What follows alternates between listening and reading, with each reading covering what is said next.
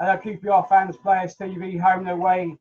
Deejay Ranger back in the place once again with an exclusive after-match review. This time I'm joined by Jason Shaw, who's actually a Derby fan who we had on before the game alongside Corey Hancock from America. How you doing, Jason?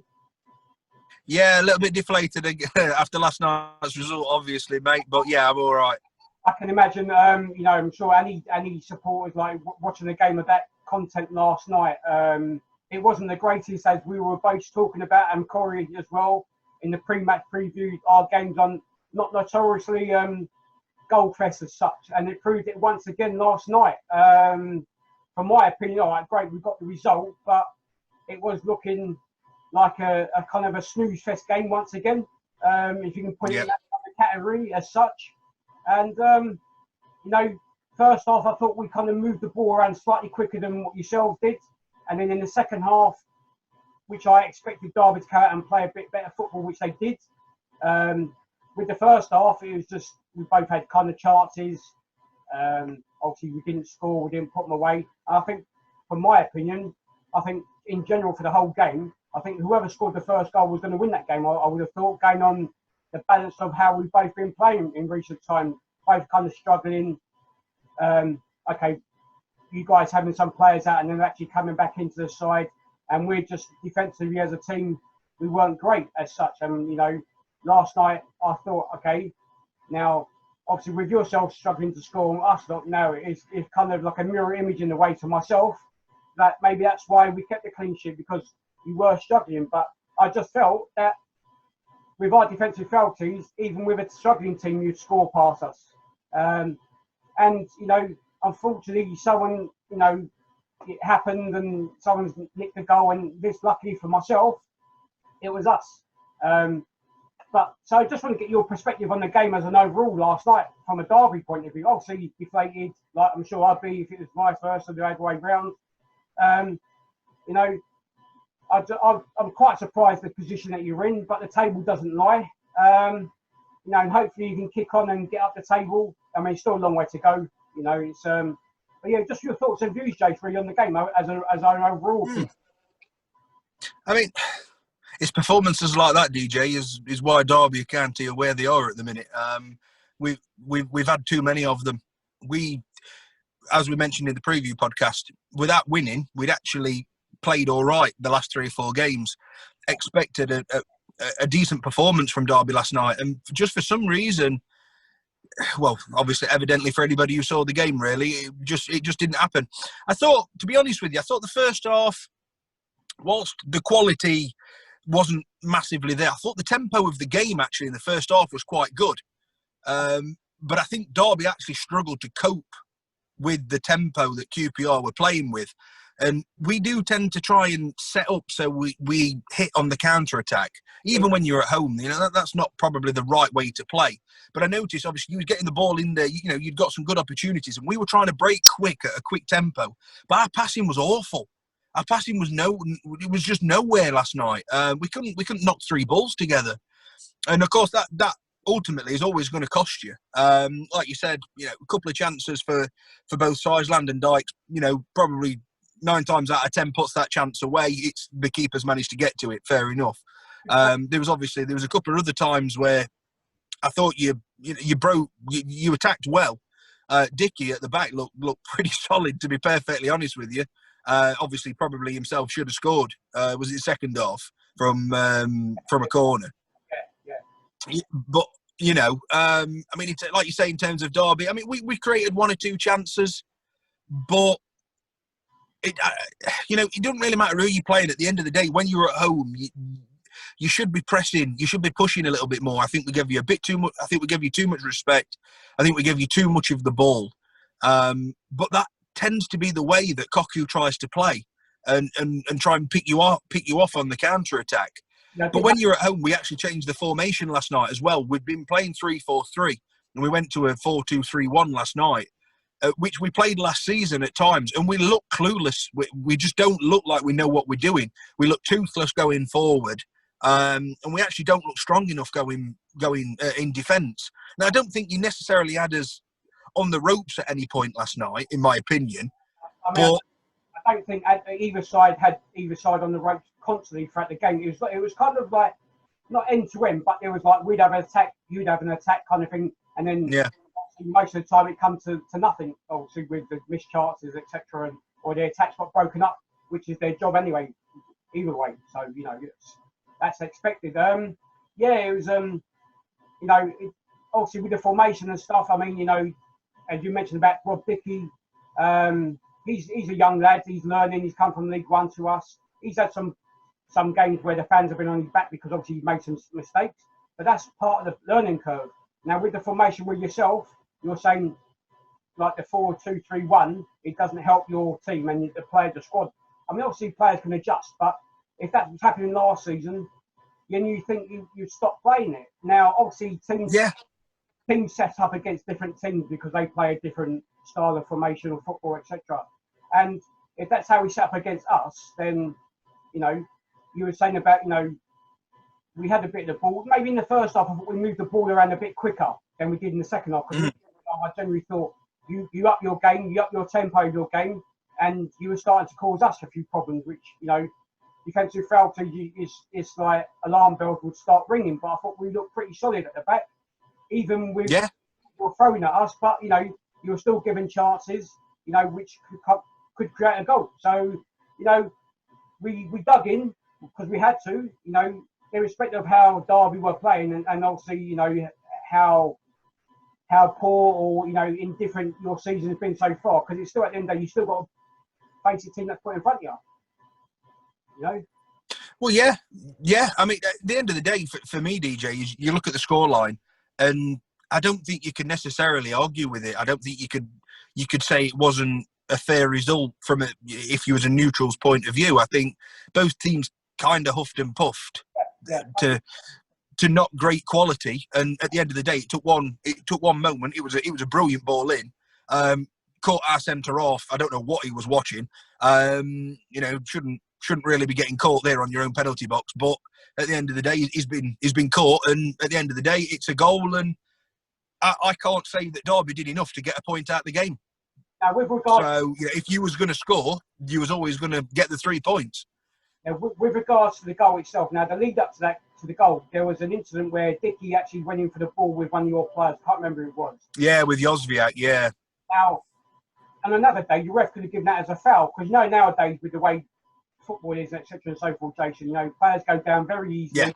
Yeah. It swings both ways. It goes both ways. So it's like it can go in your favour sometimes, and it doesn't go in your favour. Now, I've seen the replays, and I don't think Dickey even touched the player, to be fair. But obviously, no. From a fan perspective, there's going to be fans saying, "Oh, that was a foul. The ref done this." And we'd be the same, most probably as well. I personally didn't think it was a foul, but he played to the whistle, and I didn't see much challenge coming from the Derby players at that present time. There was no really appeal as such. The game just carried. So surely that would be a telltale sign that if it was a foul, then the ref would stop it or carry on because the team's in a possession wise and stuff like that, and then go back to it after and then book the player or do whatever they've got to do. But that happens. I mean, obviously, football is a bit mad at me with the scenario with the rule change and the VAR, etc. Luckily, we haven't. Well, the VAR situation in the Championship is not there at present, but I'm sure hopefully they won't go that way because it will spoil it even more. It's like, but yeah, just it's just one of those ones. But obviously, Derby fans will feel a bit infuriated by that challenge because he went down. People thinking it was a foul. Just want your opinion on that actual incident as well.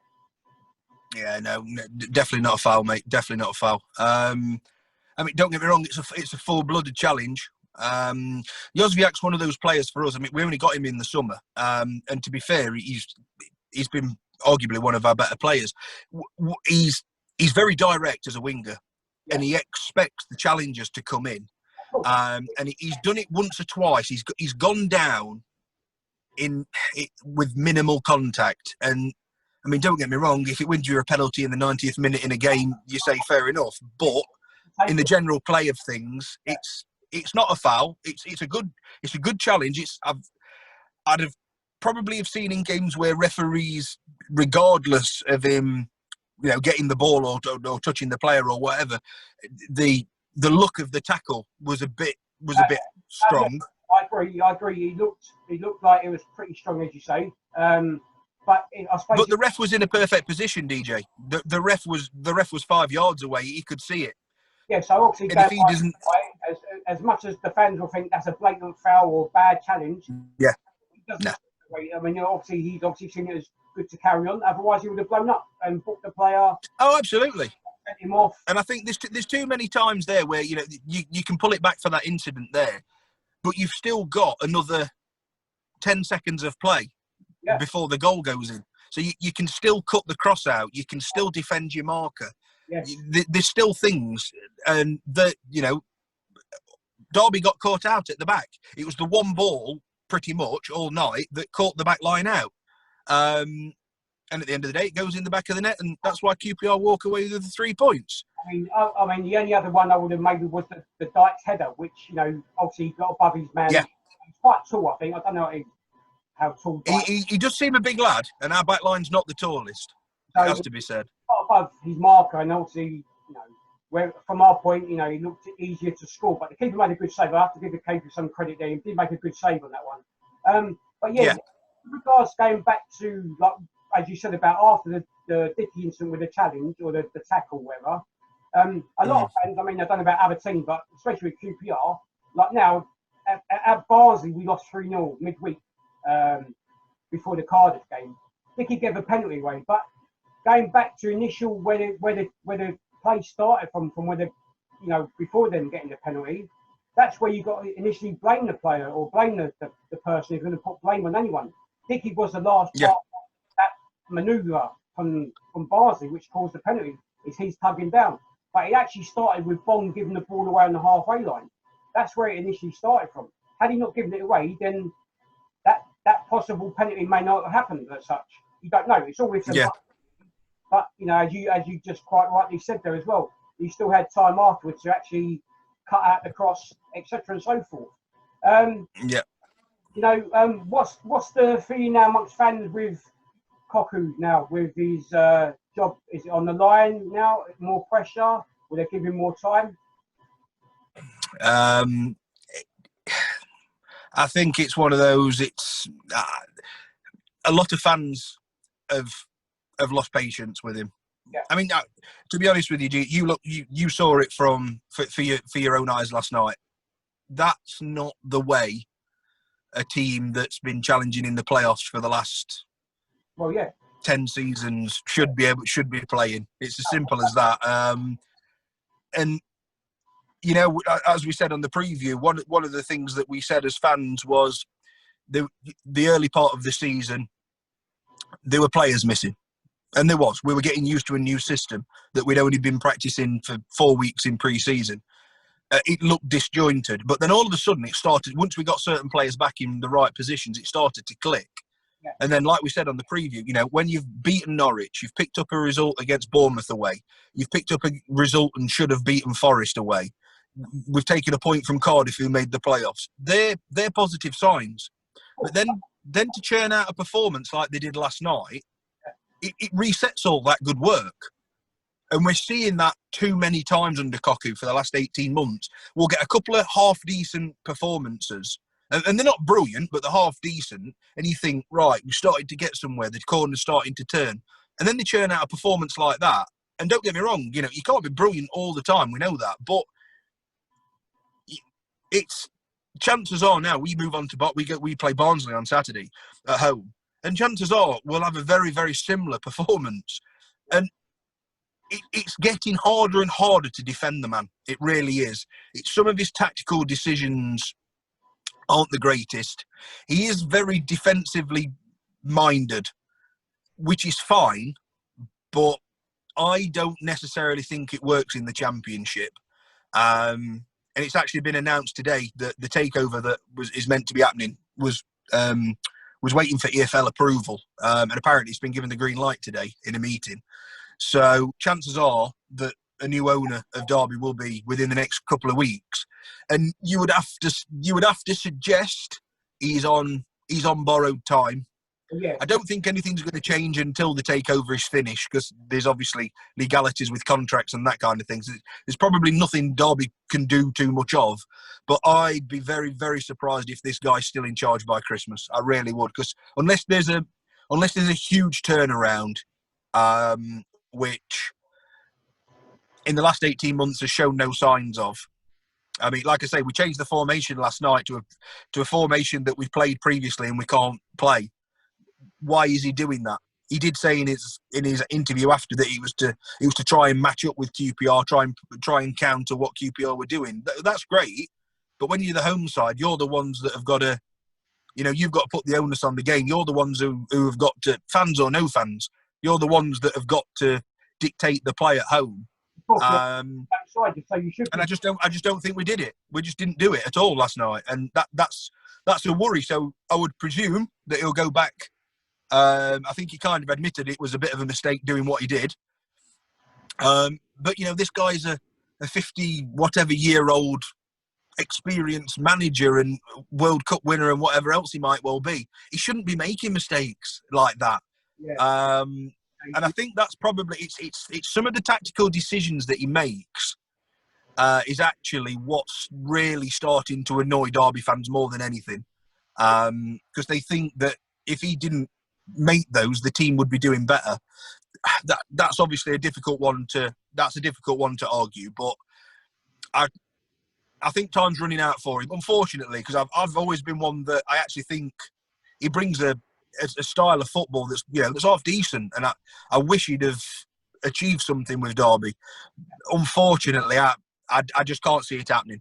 I mean, obviously with the takeover, I mean, has there been any names bandied about who would take the job or who would get the job if he was sacked? No, not as of yet. I mean, even if somebody, even if there is a takeover, obviously we're still in the Championship. There's still FFP. There's still, a lot to kind of sort out. And so, would a manager coming in imminently? I don't know. I'm guessing that will depend on where Derby are in the league, because something needs to change. Of course, you can't really change the players until January, and chances are you're not going to be able to change the whole squad in January anyway. So you're looking at next summer. But unfortunately, with the inconsistencies, the way that things are going, Derby might not be in the Championship next summer if things don't improve. And in terms of managers, I mean, who you got? Eddie Howe, maybe. I'm not going to take away anything that he's done in the game, but doesn't necessarily excite me as a manager. It's a difficult one. And quite possibly. Suit the club, the style of play, or as they say, the whatever team's way. Like, they all harp on about the Man United way or the Arsenal way, and every team. I mean, obviously, most teams are now playing out from the back, irrespective of whether it's Championship, Premier League, League Two, Sunday morning football. I mean, obviously, that's that's just the latest trend in the footballing world to be doing. It'll change again in no time at all. It'll go back to whether 4-4-2 or whatever clubs will playing out from the back and three at the back like Sheffield United did. That's the posh way to play football at the minute. I suppose it's that $64 million question to find a manager who can suit that club and do well for them. Now, whether it's winning trophies or just actually having constant seasons where they've been successful in the league, whether it's in the playoffs, going up, winning a trophy like an FA Cup or a League Cup or something. I mean, obviously, look at ourselves. I mean, we're going about Koku. I mean, fans even last season were going about Wolverton. They wanted him out and stuff. And it's like, with us, it's like, who would come to us? Especially with the financial situation the club are in, allegedly, with the FFP. Yeah. The way the club are operating now, in the sense of there's no more big buys as such, because obviously they're learning from their mistakes in previous misdemeanors and stuff. It's a gamble, as you know yourself. Yourself, you've spent a lot of money and it's not worked out as such at present. And now with the new takeover, if it does happen, will they try it again and see what happens? But obviously with the financial fair play thing, time will tell, as I say, Jason. It's yeah. I mean, don't get me wrong. It's nice, and how much that news, I mean, obviously it only broke the other day, but how much it's obviously been going on behind the scenes, how much that news is kind of taking fans' focus off the pitch a little bit, which actually isn't probably a bad thing because there's, it's not been great on there. But once it's all done and dusted, like I say, there are rules in place now where you can't go and spend £250 million in the transfer window in the Championship, get yourself promoted. It's not going to work that way. It took Man City 3 or 4 years, to do what they did. It took Wolves a couple of seasons to build a team that went up. So it's not going to be any quick fix. That's whether the fans, and again, I still expect rough with the smooth. As you know yourself, Jason, and any footballing fan of any club, fans expect success straight away, don't they? They want success straight away. Yeah. Oh yeah. Yeah. I mean, that's the first foreign manager Derby have ever employed, ever. In Philip Cocu, and everybody went, "Oh, he's the saviour." The foreign influence. Derby's going to do another Wolves or a Leicester or whatever. No, we weren't. Because it's not. I mean, take your manager for instance. I like Warburton as a manager. I think he's pretty decent. He had a very nice spell, obviously at Brentford, and then moved to Forest. Didn't really do anything. Obviously, he's been other places. Obviously, with yourselves now, and when your hands are tied like that. Yeah. I mean, what I remember is Mick McCarthy. I've always liked Mick McCarthy as a manager. Ipswich couldn't wait to get rid of him because of his just the way that he is. But the thing is with that is like his hands are tied. Well, yeah. Certainly in the Championship, hands are tied now. So it's not always about how good the manager is. You've got to. You could probably put Pep Guardiola in charge of Derby tomorrow, and I don't think the results would get much better. I think they'd get better, but we wouldn't be winning the league in 6 weeks' time. I know. I mean, that's the thing, though, isn't it, Jason? It's like all clubs. It's like with Wolves now, fans want him gone. Who would come to us? I don't know who would be a good fit for QPR because obviously the financial stuff ongoing out off the pitch. The way the club are operating, excuse me, it would have to be maybe a League One or League Two manager because obviously wages and stuff like that. And I couldn't see maybe another Championship manager coming to us, but it's like, is it because we have been in the Premier League in past years and the fans assume we should be back there? Well, that ain't going to happen for a very long time, I don't think. No. It's crazy. It's mad. The Championship's mad. The footballing world is mad, and it's like it's a watch this space. I think for a lot of clubs, especially in these testing times, as they say. Yeah, I'd have to agree. Your takeover ongoing at present, whether it will happen or not, is another thing. And as you said, it's taking the mind, off the field matters for the fans, which I suppose you give them a little bit of a boost. Hopefully, thinking that could come, and then maybe go from there. They could press on, get another manager in place, maybe, or give him some time, see if it works out. If not, get rid of him, get someone in, and then maybe the results might change for Derby and move them at the table. I mean, fingers crossed. 10 games gone, and it's like, Sheffield Wednesday are already on 5 points. They were minus 12. It's like, they'll be above us. So, yeah. But I just want to say thanks, Jason, for joining me on the QPR Fans of Players TV Home and Away with your points of view and a review from last night's game, where obviously we luckily got the win. But good luck for the rest of the season, and obviously hope to catch up with you sometime in the future when we play you down at Loftus Road, Kyle Prince Foundation Stadium. And that's it for myself. Absolutely, mate. That's it for myself. Deejay Ranger with Jason Straw, part of the setup of the Rams Review podcast. Go check him out, ladies and gents. And alongside Corey Hancock, who's over in America. I'm sure he's doing the election thing at present. Yeah, I think it's. That's it for myself. Deejay Ranger with Jason, a Derby fan. We're out of here. Come on, you are.